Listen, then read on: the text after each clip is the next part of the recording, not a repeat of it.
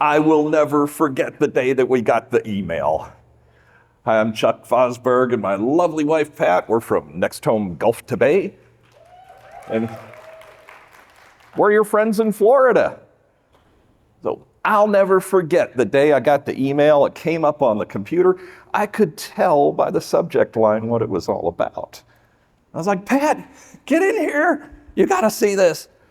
So Pat comes in. We read the email together. It was the one from Petya at NextHome, the corporate office, inviting us to speak here today. And we read it. We were so excited. We read what the assignment was. The assignment was, be you but better. How authenticity and vulnerability gets you more and better business. And we're like, yes, that's it. That's our secret to success.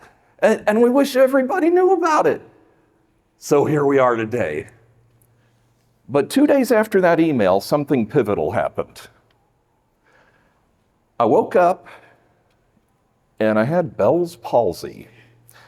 And if you don't know what Bell's palsy is, it's a temporary paralysis of half of your face. So the way it works is you can't speak clearly, can't close your eye, look funny.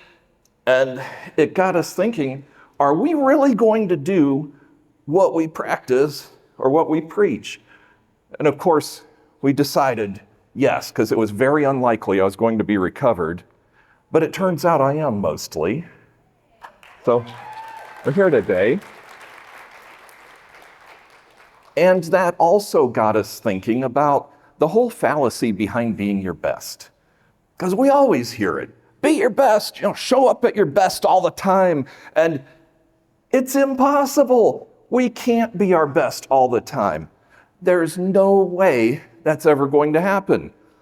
All we can do is be the best that we can be, standing where we are at the moment that we're there. So here we are today, at our best at this moment, and we're so glad to be here. As realtors, we always have to be the best we can be in the moment, anytime. We always want to be the best that we can be, and we always have challenges.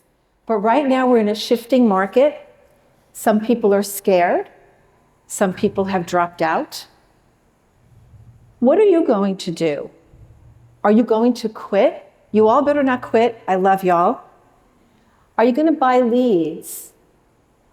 Are you going to maybe be creative and offer a free pizza if someone works with you? Sounds like a good idea. Are you going to do what everyone else is doing? We're going to show you some things that cost nothing. It's no actual work, and it's been the key to our success. It's two powerful things that are amazing. It's going to help you have more and better business. These two things are authenticity and vulnerability. So here's what we're going to do today. We're going to show you our secret. The brokers don't hear this, you see? Only agents. Our secret 3 ways to get more and better business. They're going to be 3 secrets that you can apply right away. We are very happy to share our secret weapons with you today.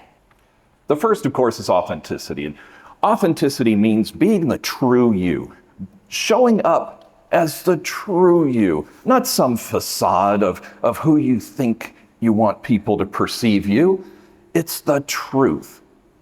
But there's a second part to it, because authenticity requires vulnerability. And vulnerability, on the other hand, is the courage to show the true you, regardless of what somebody may say or what they may think of you.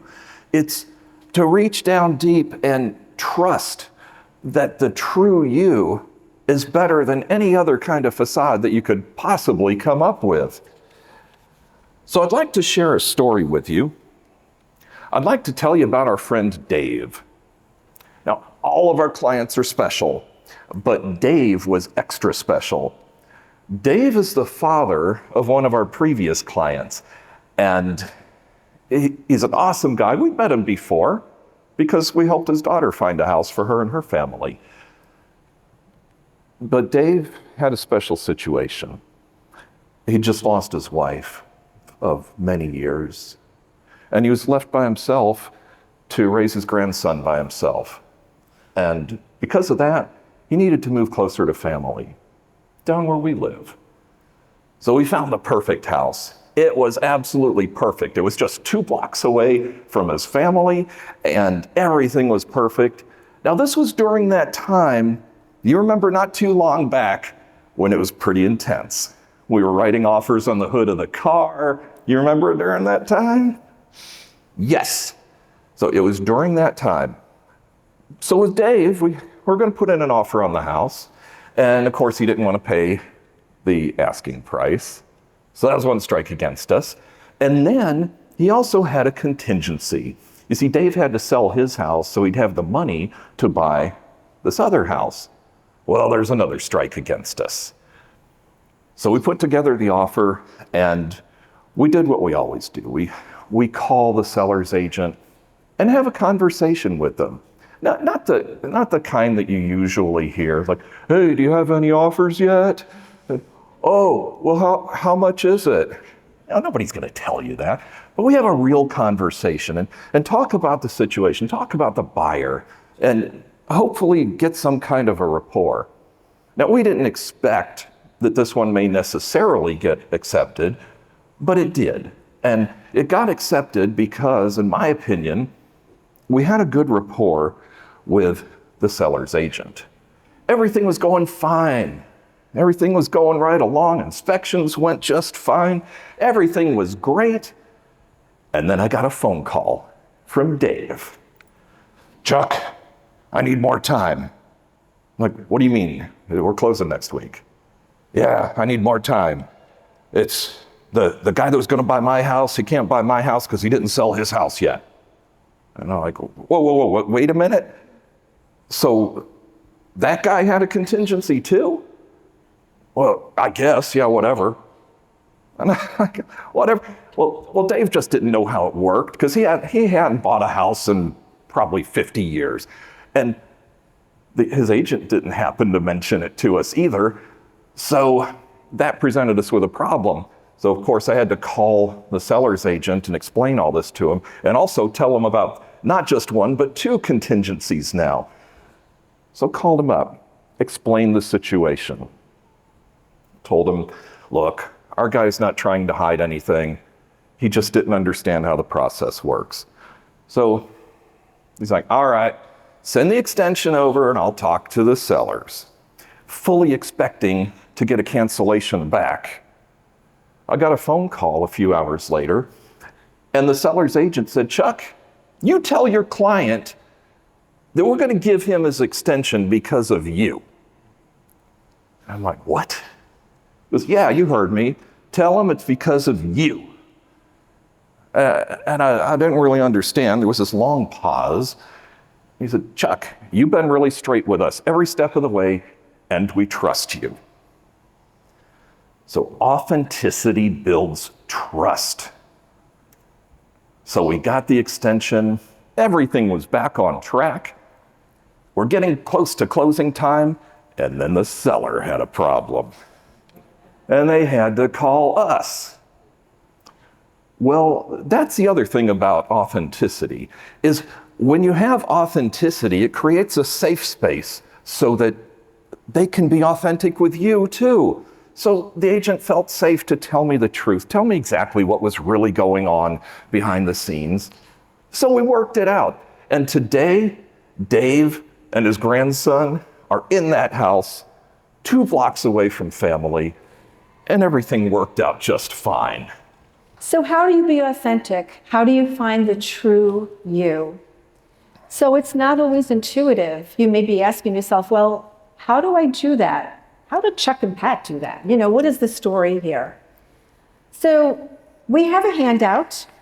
You should have one on your seat. It's Find the True You. And what this will help you do is explore the true you. Not just your values and your passions, but what makes you uniquely you. It will also help you find out ways to better communicate with people. I'm going to give you an example of the first question. As you walk into your home, what are the first 3 things that is displayed the most? And by the most, I mean what is memorable to you. Normally someone has an entryway or foyer. What is the most memorable thing for you? If you don't have one of these, you can scan the QR code there, download it. Does everyone have one? And we have some in the back as well. And there's some in the back. So the first photo is going to be the Flatiron Building. This is in New York City. I'm from New York, born and raised there. Coney Island, Brooklyn. Yay, Brooklyn. And the Flatiron Building to me, as I walk into our house in the entryway, it's right there. It's a very big canvas. Actually, my husband took the photo. And it represents strength to me. And it also represents uniqueness. It's a very uniquely architectured building. But mostly it represents where I'm from and the strength that I have within me. The next photo is a canvas that we have right under the Flatiron Building. It's on an easel. And we got this from someone at our wedding. And it says just wonderful things about love. If you all know me, I love love. It says, run away together, be patient and kind with your words, hold hands. Chuck and I hold hands all the time, if you haven't noticed. So these things represent love in our house. The next slide is going to be a shelf. Now this is all in our little tiny entryway, believe it or not. As you can see, there's some hats there. So the front door is right there. And as we exit, Chuck can grab a hat. He's losing some hair, poor thing. And so he can protect his precious head. There's also antique cameras. We love photography. We're both avid photographers, and that's actually how we met, was through photography. And there's also a picture from when we were giving each other cake at our wedding. It's a Bible verse frame that says, love is patient, love is kind. And it's one of our favorite verses. Underneath that, there's a Christmas ornament that never went on the tree. And it says faith. It's for my brother and my sister-in-law. And as you walk into our entryway, these are all things that have meaning to us, both of us. So what I want you to do is think about what you're going to, when you walk in your house, what are you going to do? So regarding the handout, what I'd like you to do is take out your phones.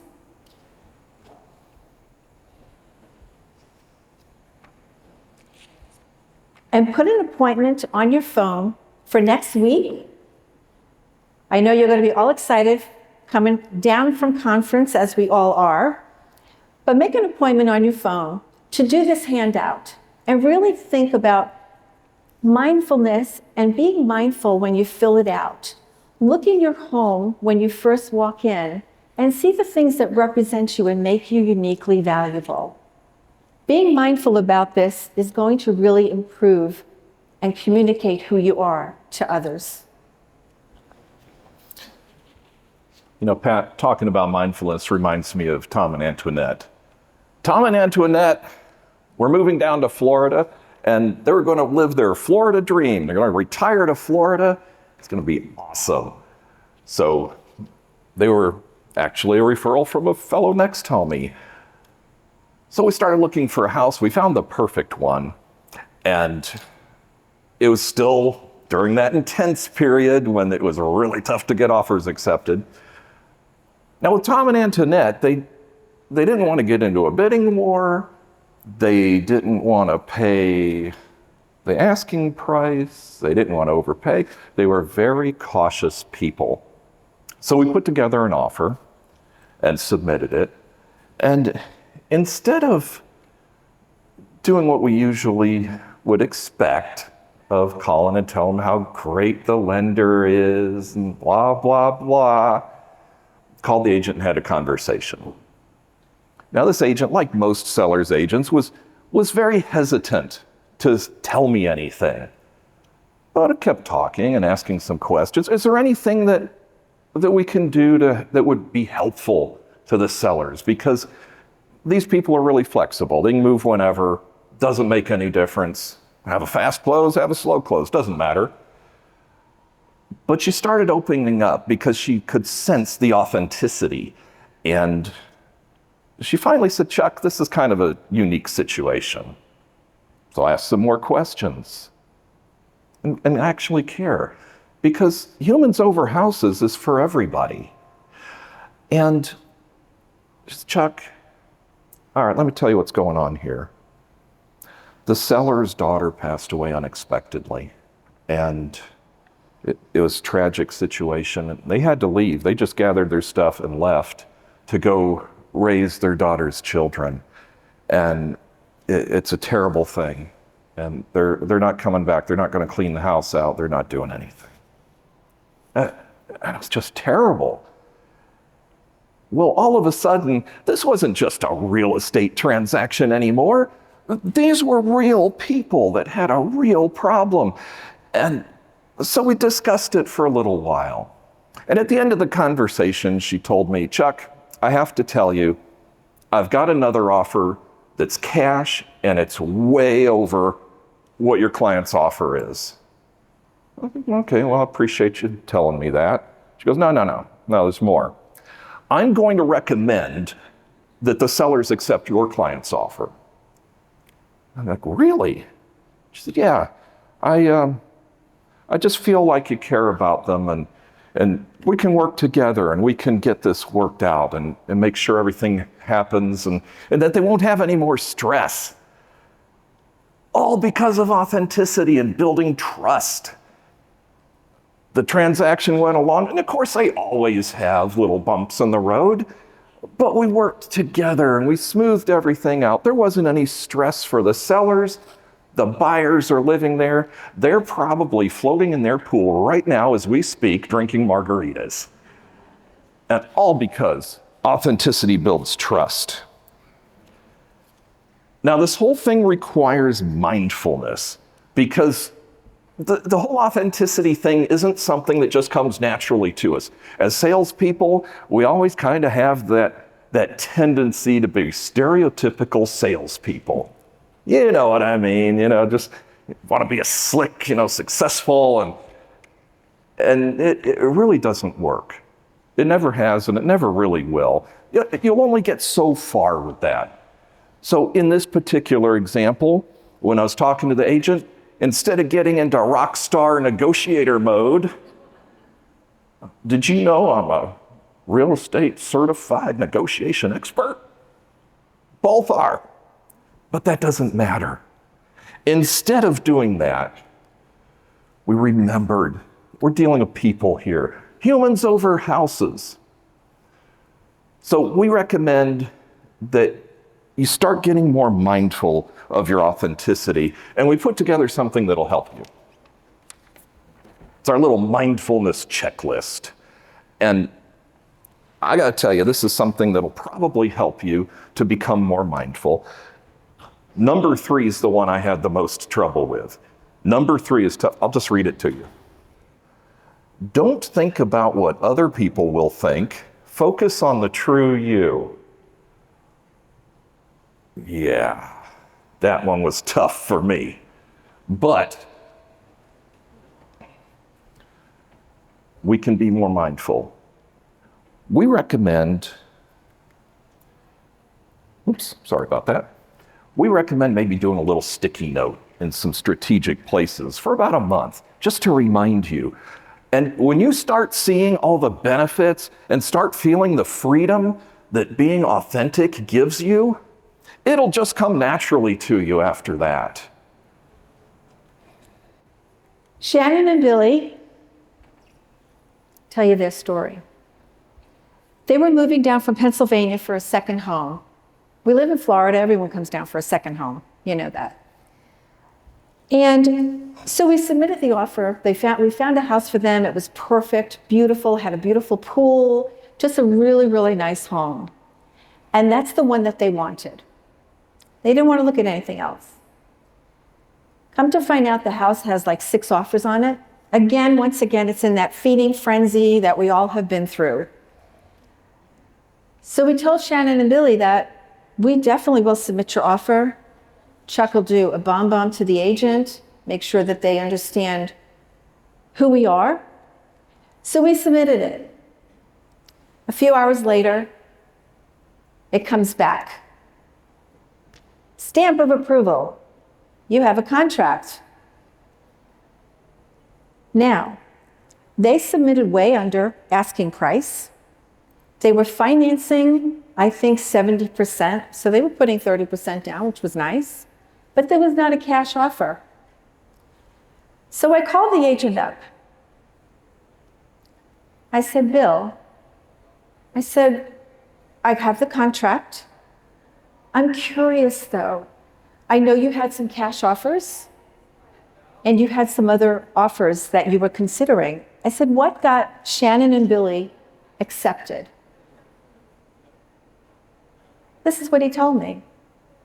He says, what I did was, I looked at your social media, Facebook, LinkedIn, Instagram. And what he told me was that he saw our values and what we stood for on our pages.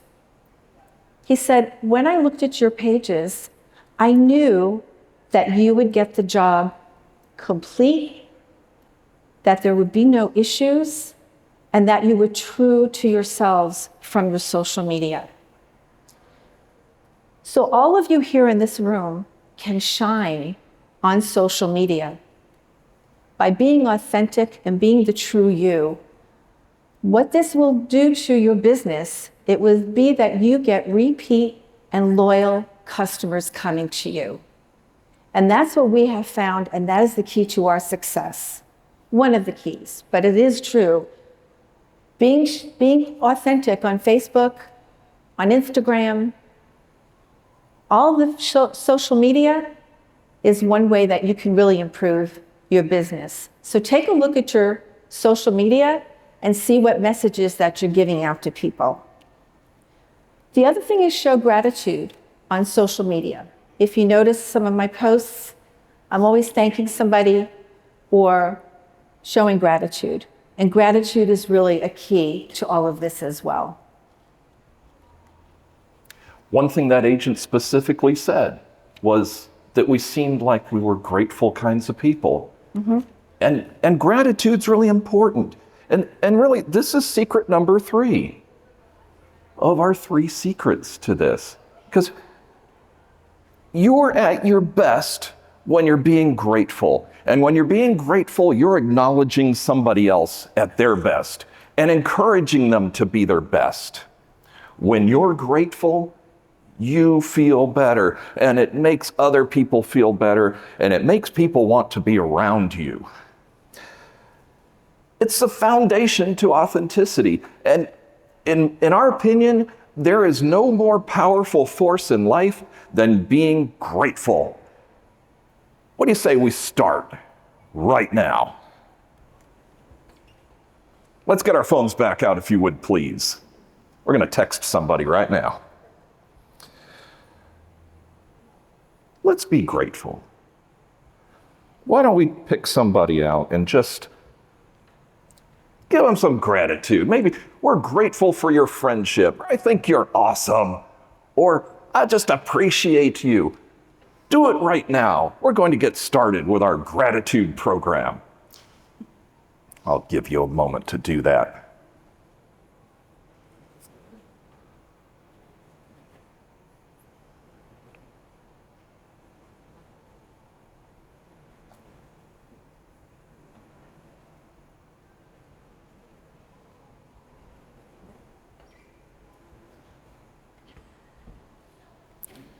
Getting like Uncle Keith, I'm sweating up here. Anybody need more time? There's so many things to be grateful for. Get in the habit of communicating gratitude at least once a day. Pick somebody out, like we're doing right now. I guarantee that you feel better right now than you did a few minutes ago because you just made somebody's day. Being grateful is so powerful. And so we do it once a day. And there's so many ways that we can be grateful. You can say it on social media. You could send a handwritten card. You could send a text. Or you could just simply call them up and say, I was thinking about you and I appreciate you. There's a million ways and there's a million things to be grateful for. Even if it's something as simple as maybe you got good service at the restaurant at lunchtime, or the title company kind of went out of their way to help you out. There's so many things for us to be grateful for.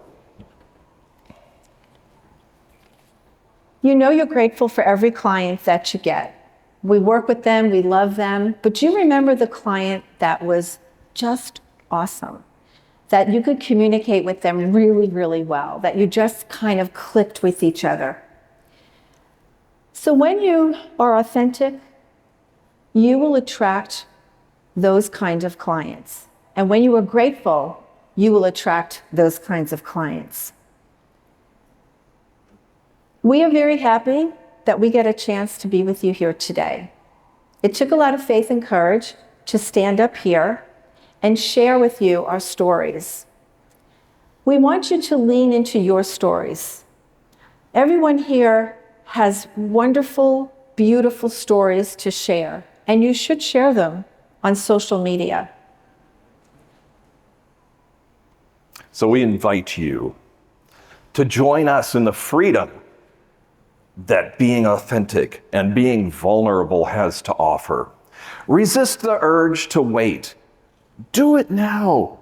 Don't wait until you're at your best. Be your best as you stand right now, today, and find the pieces that make up the true you that you want to show to the world. And start doing it today. There's no better way to put humans over houses than to be authentic. It's going to bring you more business, better business, and the right kind of business. So we encourage you to do that, and we'd like you to start right now. Thank you so much.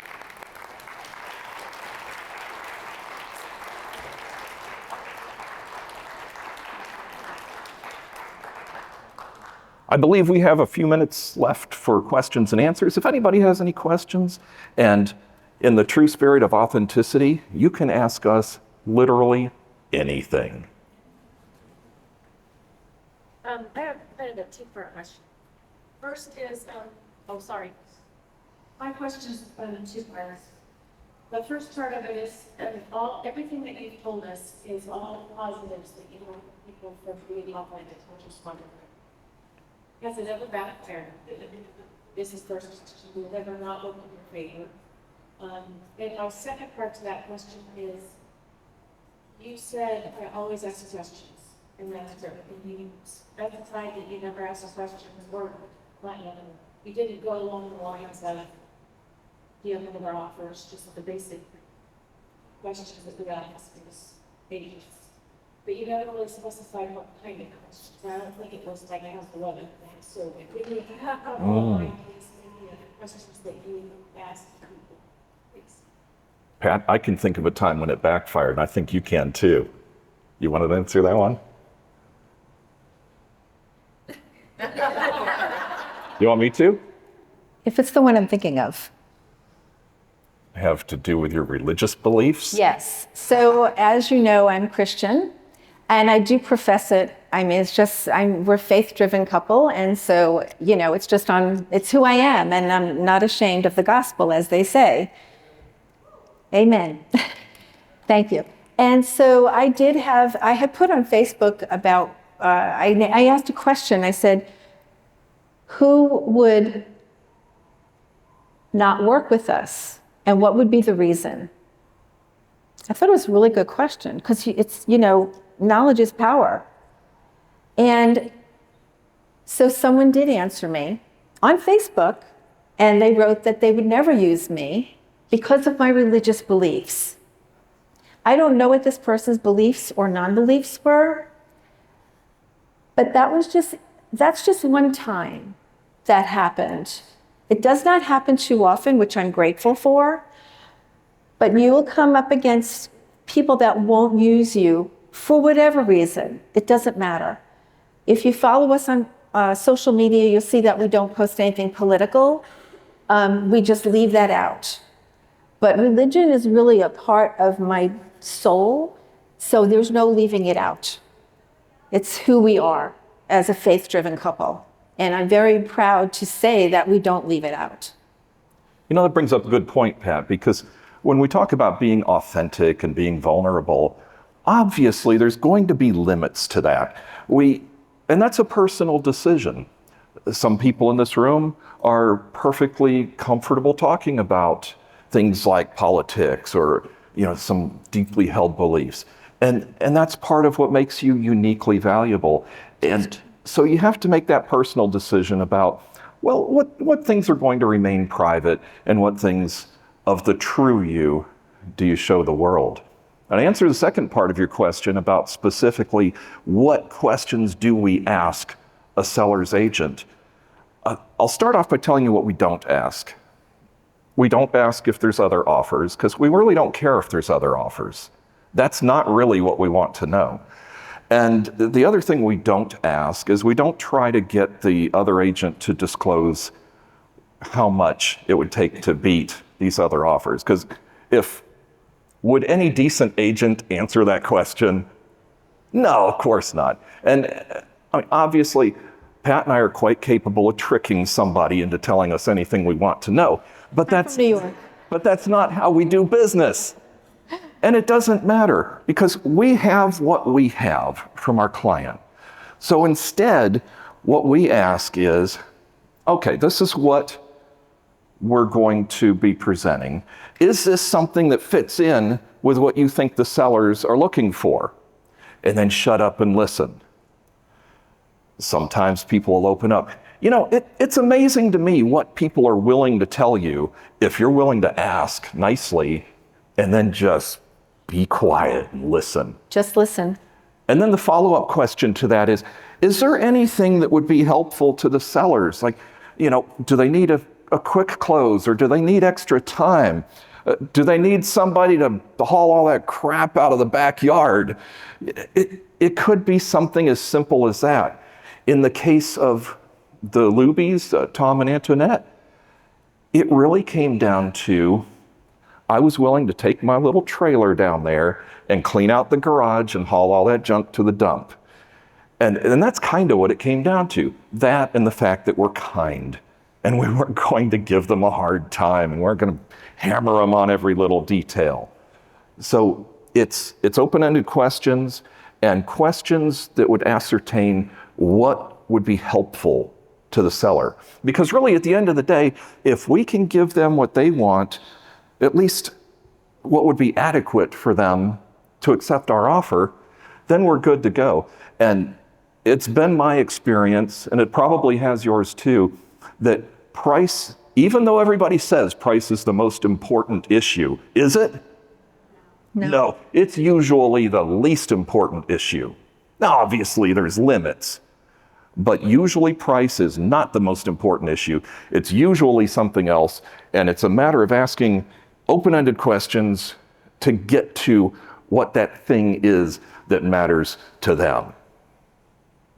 Anyone else have any questions? Did that answer your question, by the way? I hope that answered your question, Gretchen. I have two questions. And the first is, how did you respond to the negative reaction on Facebook or social media?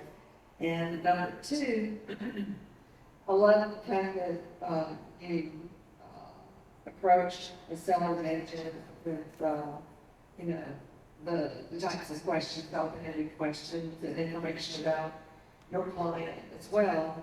But I also believe that, in Louisiana anyway, we are allowed to say what the purchase price is, the terms of the contracts are, if the seller is given permission to do that.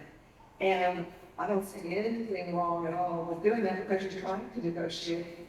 You know, it's our responsibility to give more money for our clients and, you know, less stress for them.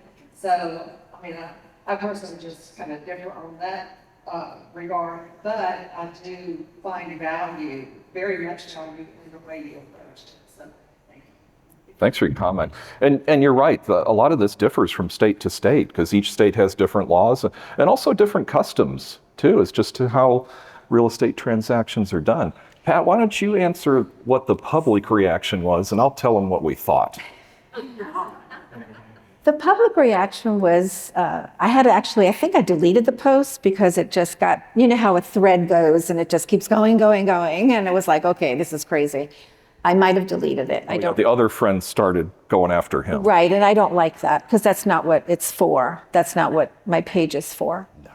And so that was really the reaction. My reaction to it was, I could only pray for him, really, that, you know, he would find some peace and that, you know, if that's his reason, everyone can have a reason. And if that was his reason, then he needs to stick with that, and that's perfectly fine. So now I'll tell you what we thought. And this really fits into the overarching theme of our speech today, is that being authentic is going to bring you the right kind of business. So I happen to know this dude. I've run into him. We're kind of in the same social circles. He's a pain in the butt. Any kind of transaction with this guy would have been a nightmare from start to finish. He would have complained about every little thing. So once again, authenticity wins. We didn't lose anything. We gained some peace of mind by not having to deal with him. Anyone else?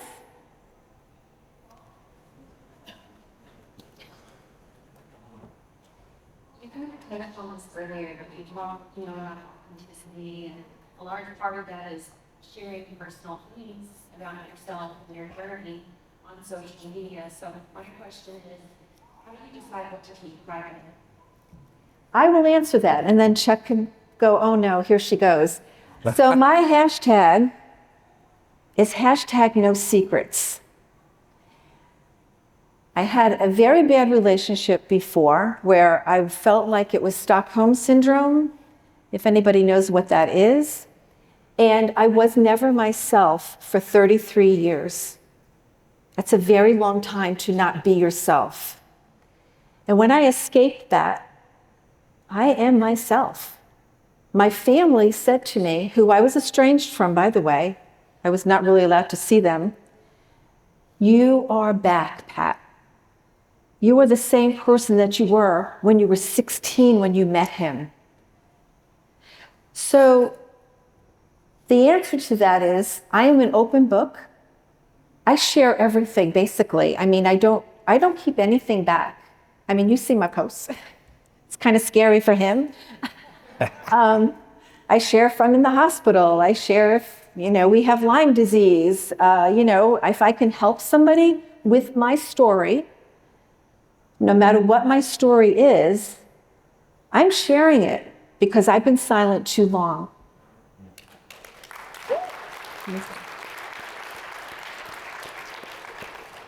That's true. Pat has a very powerful story, and it kind of fits into my answer for that, because anybody in here raised by Germans? In the back. All right, now you can back me up on this. You don't talk about stuff. You don't talk about religion. You don't talk about politics. You don't talk about money. And the list goes on and on and on. In other words, you can't be authentic. So that's the way I was raised. So it took time for me to kind of become more and more authentic. And then that was really kick-started and put into overdrive when I met Pat, because Pat was on a path of total authenticity because she was finally freed from a situation where she was not able to be authentic. And that helped me. And it's one of those things that the more authentic you are, the more you want to be that way, because you start seeing the benefits of it.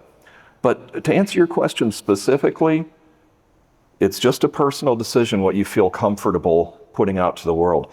But I will tell you this, step outside your comfort zone on this. The things that you feel a little uneasy about, those are fine. Obviously, there's going to be things you're not proud of. There's all of us have those little things. Like, for example, we both have Lyme disease, which is, you get bit by a tick and it's terrible. But we like being authentic because we want other people to know what to do if they do happen to find themselves with this. And likewise, I went ahead and did a video with the Bell's palsy. I don't know if any of you saw it, but looked pretty funny, you know, and was not looking my best, and I sounded drunk too, right? So, but I thought, well, maybe it might help somebody out. And, you know, because it's kind of scary to wake up with half your face paralyzed. So tell people, hey, if you wake up looking like this, here's what to do. So it gives you an opportunity to help. Anybody else? Yes, sir. Are we doing okay on time, by the way? Okay. Well, first of all, I just want to say I love the spirit that you exude. Oh, thank you so much. What you have is beautiful. So, having you guys, there's just three of us all over this. Yes. I appreciate the fact that you are the same amongst all these people that you are just us. So, sorry, I'm saying that. I love you. Thank you so much. My question, though, is I come from a world where the goal in social media is to get people's attention, to shock people, to make them laugh, you know, to entertain that type of thing. My wife is a financial advisor, so she comes from a world that we do numbers and, you know, not a lot of jokes going on. So she's always kind of my coach. You shouldn't post that if you want people to buy a house. So, but also, I still, as a church, I still work in that field as well. So it's the balance of those two worlds. Because you spoke, when you said that they looked through social media and saw you get your job done and that happened. Can you kind of speak on that? Was it because you looked professional? Because you didn't post anything crazy? You know, that would maybe think differently? Does that question make sense? Yes, that makes total sense to me. And let me kind of break it down into a couple little small segments. First of all, we both subscribe to the whole theory that I am who I am wherever I am, which makes life so much easier because it's very difficult to do a facade and it's tiring. I don't know if any of you have ever done it, but I know I sure have. Whenever I've tried to do the facade thing, it'll wear you out fast. But it's just a matter of doing what you want. If people don't like vintage Volkswagens, they may not be a good prospect for us. And if they don't like seeing Pat post some verses from time to time, they may not be a good prospect for us. They may be good for somebody else. But, you know, Nathan White is a good example. He's a NextHome. Many of you probably know him. He's super popular. And I sat with him one time and said, yeah, you know, I had problems with that at first because, you know, I use the F word and I show up in a pickup truck and I got tattoos. And I'm thinking like, well, wait a minute, I show up in a pickup truck. I try not to say the F word that much, but, you know, and it's true. And you have 2 tattoos. Well, yeah, I have some tattoos, but you're not going to see them. Well, let me just put it that way. So I hope I'm answering your question, but it's just, for lack of a better way of saying it, we just do what we want and let the chips fall where they may. And we're all good quality people. You wouldn't be in NextHome if you weren't. You would either be asked to leave or you would not have fit in. So there's nobody in this room whose real, true self isn't great. You don't have to show up in a Mercedes. You can show up in an old pickup truck. 1997 Ford F-150, over 300,000 miles. Or a 1972 Volkswagen. Right. It just doesn't matter. So thank you for asking. Way in the back. When did you guys get married? When did we get married? May 18th, 2013, so we're coming up on 10 years. Thank you. I appreciate that. I'm very blessed. We are so fortunate, you have no idea. And Oh, how did we meet each other? we met in a cemetery. I'll let him tell it. Oh, did you want more information? Okay, so here's how we met. We were both avid photographers, and we were in different photo groups. And every Halloween at the Greenwood Cemetery, the photo groups get together from around town, and we hire some models and do scary costumes and take pictures on Halloween night. So I spotted Pat from across the cemetery, and I kind of strolled over and said, "Hey, babe, you want some help with that tripod?" And she said, "No." No. So I kept on strolling, and we crossed paths a few more times. At the time, I was teaching photography classes down at the local art center, and she came to a few classes. We crossed paths. So I decided to give another try. There was going to be a little photo meetup out at the beach, so I told her, "Hey, I'm bringing a picnic out there, and I got lots of food. So, hey, if you want to come out early, stop by." And she showed up. And we've been joined at the hip ever since. And you have no idea how fortunate I am.